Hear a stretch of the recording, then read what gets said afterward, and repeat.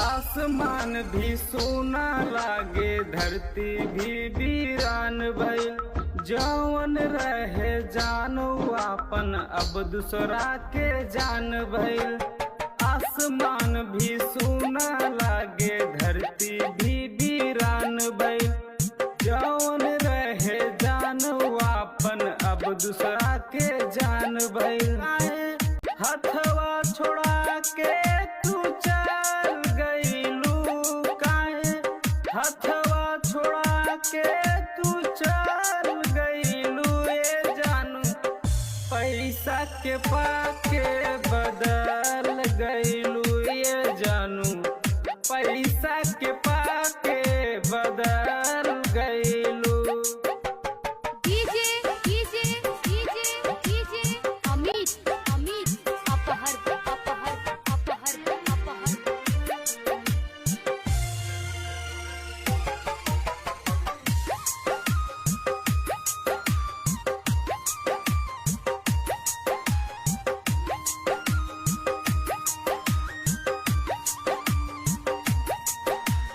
बचपन से जब बड़ हो गइलू, प्रीत के रीत भुलैलू हो।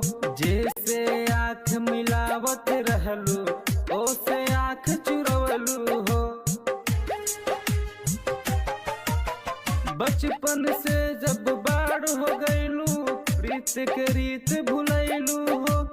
जैसे आँख मिलावत रहलू, ओसे आँख चुरवलू। रखनी दिल में बसा के तू निकाल गइलू, रखनी दिल में बसा के तू निकाल गइलू। ये जानू पैसा के पाके तू बदल गइलू। ये जानू पैसा के पाके बदल गइलू। अमित अपहर अपहर अपहर अपहर।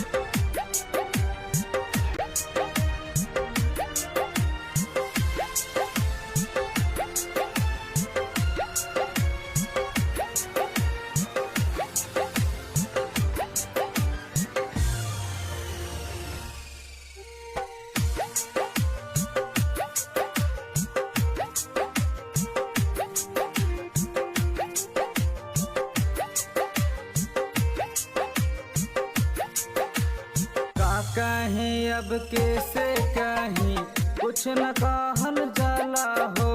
ए हमदम अब तोहरा बिन साचो नाही रहला हो। का कहीं अब कैसे कहीं कुछ न कहल जाला हो। ए हमदम अब तोहरा बिन साचो नाही रहला। पंकज रतन से काहे तू चल गइलू, पंकज रतन से काहे तू जल गइलू। यह जानू पैसा के पाके बदल गइलू। यह जानू पैसा के पाके बदल